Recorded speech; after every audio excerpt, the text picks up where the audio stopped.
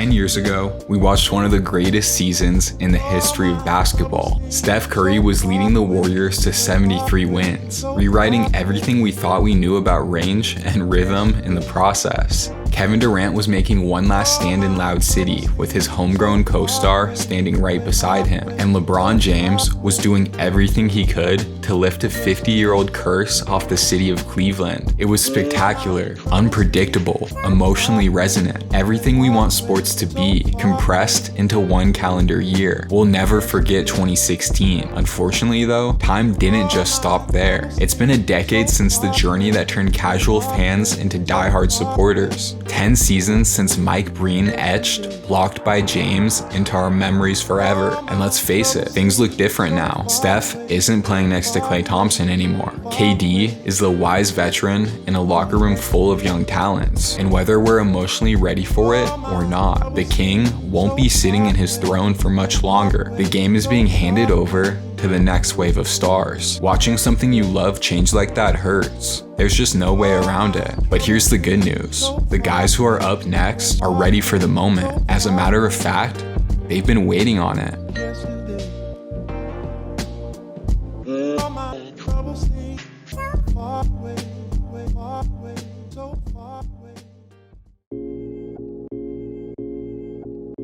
In every sport, there's a couple of treasured archetypes, and in basketball, one stands out above the rest: the downhill scoring two guard. Whenever you started watching the NBA, there was probably one of those cold-blooded assassins roaming the perimeter, someone who could take games over with the flip of a switch and disassemble defenses with polished skill, absurd athleticism, and a visceral determination. Historically, they played for the brand name franchises, with picturesque beaches or big city skylines as the backdrops for their regal careers. But right now, the latest iteration of everyone's favorite prototype is slicing through the snowstorms of Minnesota, laying down the foundation for a golden age of Timberwolves basketball.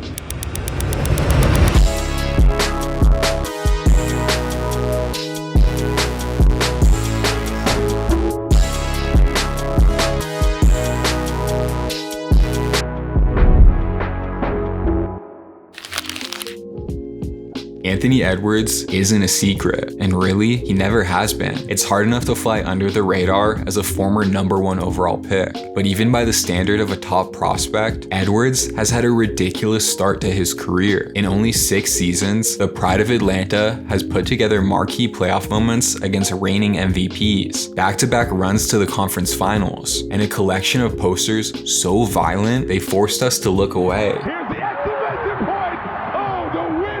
Those are people, and we aren't going to reintroduce someone who's already boldly announced themselves on a national stage. That would be redundant. But as dominant as Edwards has been, some of the most important parts of his game still don't get talked about enough, starting with his jumper. Coming into the league, shooting was seen as a weakness for Edwards. And besides, he had a burst that practically came with its own animated effects, and athleticism that made highlights look digitally altered. All he needed was a semi-consistent jump shot to become a nightmare for defenses. Instead, Ant's gotten so lethal from deep, even the worst dreams come up short. His pull-up has grown into one of the most dangerous weapons in the league, turning every pick and roll into a lose-lose situation for his matchup. Either go over the screen and let the superhuman slasher get a running start towards the rim, or go under and watch last season's three-point king wear the nets out. To make matters worse, Edwards has refined his handle to a level no one thought was possible. He can control his speed like an all-NBA floor general, giving him the ability to navigate traffic patiently, then explode the second a seam opens. And it doesn't stop there. His playmaking has improved. He's engaged off ball. Even his conditioning is top of the line now. If we had the time, we'd spend the next 5 minutes diving into the rare, aggressive precision that makes Ant one of the best playoff defenders in the league. But we've got other players to get to, and there's a chance we could go on for an hour, so we'll have to keep it short and just remind everyone of what he did against the Nuggets 2 years ago in the postseason.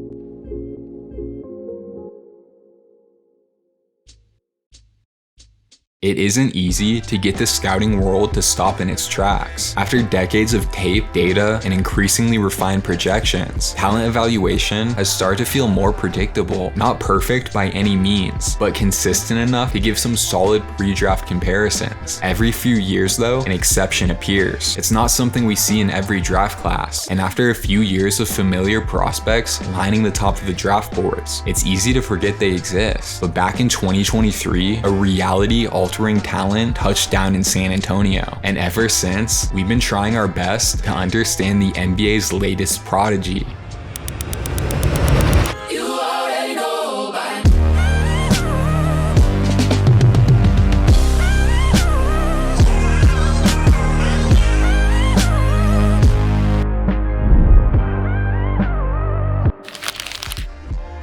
Remember those grainy videos of some 16-year-old kid playing Rudy Gobert one-on-one? Remember thinking, if he puts this together, this kid could be special. Well, that 16-year-old is now 22, and he did in fact put it together. For the first 2 years of his career, injuries and growing pains made Victor Wembanyama feel more like a developing idea than a reality. We saw the business decisions he had people making around the rim, and every once in a while, a clip of him hitting a size up into an off-the-dribble three came across the timeline and sent chills down our spines. But there's no point in centering the discussion around potential anymore, because Wemby is already one of the best players in the world. It all starts with his defensive impact, and while his height gets the headlines, the towering shadow he casts over the key isn't even half of what makes him special. For someone who makes professional basketball players look short, Wemby is impossibly light on his feet. He can move well enough to stick with guards on the perimeter or cut off a driver without fouling, and that 8-foot wingspan allows him to block any shot taken within his zip code. Generational might be an overused word, but honestly, it doesn't cut it when it comes to Victor Wembanyama's defensive ability. And offensively, he's added an assortment of bump fades and pump fakes to his already futuristic arsenal. This year alone, we've seen him pull out NBA street-style dribble combos, dunks that feel like they should be illegal, and pristine face-up moves that look way too easy for him. At this point, it's unavoidable. Anyone hoping to win a title in the next era will have to contend with a Parisian giant who breaks every established precedent of basketball.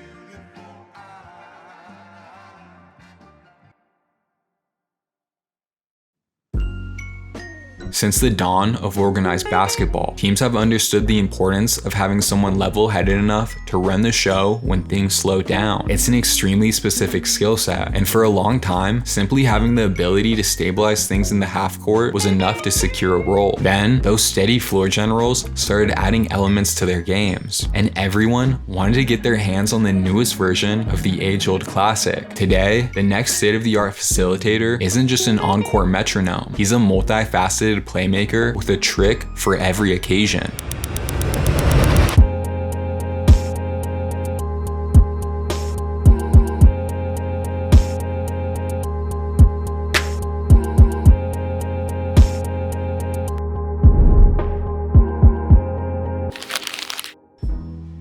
The word pace has been thrown around more and more in the last few seasons, and without a specific example, it can sound a little vague. Thankfully, Cade Cunningham plays basketball. All it takes is a couple possessions of watching the Pistons to understand the value of on-court serenity. Just one pick and roll with Cade floating through the lane, trapping his defender behind him as he calmly picks the defense apart without breaking a sweat. On its own, that poise is something that forces defensive schemes to be complex and reactive. But when it's combined with a skill set that can punish even the slightest bit of hesitance, hoping someone misses starts to sound like the best strategy. As a scorer, the point guard has an answer for every situation imaginable. He's a mid-range deadeye who knows exactly how to use his body to create space. When he gets near the rim, Cunningham has an unusual array of baby hooks, graceful layups, and hop-step jumpers that keep defenders from getting a read on him. And even in a relatively down year from deep, he's still the kind of shooter that forces rush closeouts and careless contests. The only real answer for someone that talented and tranquil is a double team, but that also means leaving one player open against a 6'6" playmaker who can see rotations before they develop and fire pinpoint passes at a moment's notice. There's no speeding him up, no confusing him, and no way to force him into taking a bad shot. All anyone can do is slide their feet, communicate through the action, and pray that something snaps Cade out of the everlasting peace he's found on the hardwood. would. It's not a good plan by any means, but it's all we've got.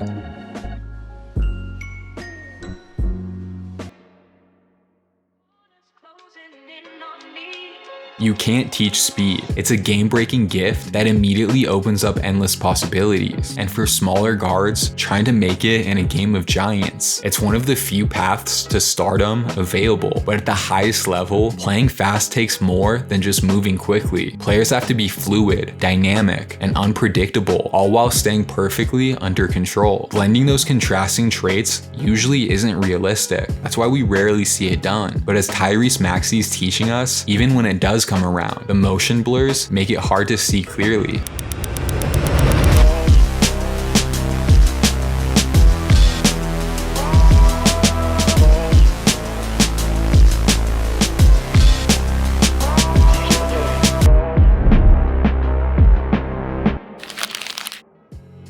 2 seasons ago, Tyrese Maxey won the Most Improved Player award by making the leap from Energizer to All-Star. He can't win another one. That would make the already confusing award impossible to make sense of. But all things considered, he might need to get a couple votes. Since he entered the league, Maxey has the kind of acceleration that you only see in cartoons. We're talking about a Roadrunner, Sonic the Hedgehog first step, the kind of suddenness that lets him slice through the lanes like a samurai sword through a field of wheat. But as he continued to develop his game, Maxey's added an element of fine-tuned control without sacrificing that breakneck speed, and that hardly makes any sense. He moves faster than anyone else, stops on a dime, and seamlessly changes directions with ease. And even at top speed, the latest Great Kentucky guard has more English around the rim than a literary professor giving a seminar. That has been the unsolvable equation mystifying the league for a couple years. How do you keep a speeding bullet that can change directions from getting easy buckets at the rim? But now that question is outdated because he's added yet another element by taking his three-point shot to the next level. This year, Maxey is taking as many threes per game as prime Klay Thompson, and he's shooting almost 40% from beyond the arc. Some come off sudden pull-ups, erasing the cushion defenders used to rely on, but a good portion of those long balls are the result of off-ball movement, and that means one of the most destructive live dribble creators is starting to threaten defenses without the ball. He's a mystifying offensive problem who's averaging 2 steals and 1 block per game. Give him a couple more years and he might fix the crack in the Liberty Bell.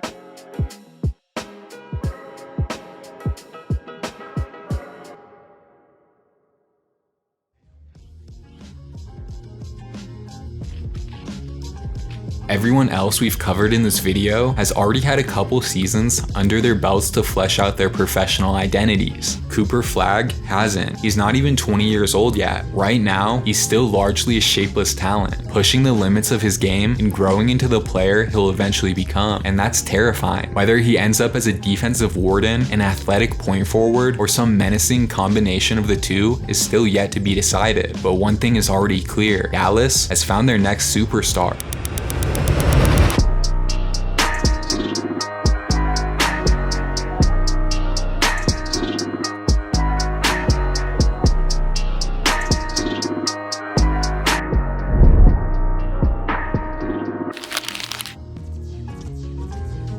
When Cooper Flagg first put on that Mavericks hat, it was hard to imagine a more complicated situation for the first overall pick to walk into. The Luka trade was still on the top of everyone's mind, and even if Flagg was everything they said he could be, it wouldn't ease the sting for watching the man who brought the team to the finals only 2 years ago drop regular 40 balls with the Lakers. Today we're roughly halfway through the rookie season, and no, he hasn't erased the memory of Luka Doncic in Dallas. No one will ever do that, but he's given those traumatized fans plenty of reasons to believe again. It's no surprise that Flagg has been a defensive revelation in his first season. There were signs of a perennial DPOY candidate all over his tape at Duke, and they're still there. He's a 6'9" forward with elite lateral quickness, a 7-foot wingspan, and a basketball IQ so advanced he's already predicting his opponent's next moves before they know what's happening. We'd have to rethink everything we knew about scouting defenders if that didn't translate. But offensively, he might might be better suited for the professional game than he was for the college one. With increased spacing, a faster pace of play, and better players around him, Flagg has quickly developed into an electrifying downhill attacker who's always looking to make the extra pass. Rim protectors who rotate over late are liable for the wrong end of a viral highlight, and bigs who take a step early will have to watch the rookie toss a quick dump-off pass to the center they were responsible for. Obviously, not everything is perfect right now, but wait a few years. Let him iron out his jump shot, add some strength, grow out of his teenage years, and the league will have to deal with a cerebral pterodactyl roaming the floor with bad intentions and making plays out of thin air.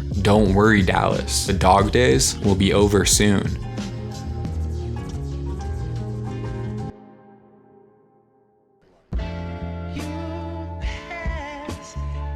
Once every decade or so, this happens. Legends age out of their prime. Time puts distance between us and the memories we love. And in the blink of an eye, there's a new group of stars knocking at the door. At first it's frightening because we don't know these guys. But there was a time when we didn't know who this generation of icons would be either. We didn't know what we were watching yet or how they would evolve. But before long, you couldn't talk about basketball without discussing the new group of stars who defined everything that came next. You don't have to let them go, not the stars or the moments that formed your love of the game. In fact, hold on to them. Carry their impacts with you for the rest of your life. Just don't spend the entirety of today dreaming about yesterday, because sooner than we realize it, we'll be sitting back talking about this era, wondering how it all went by so fast.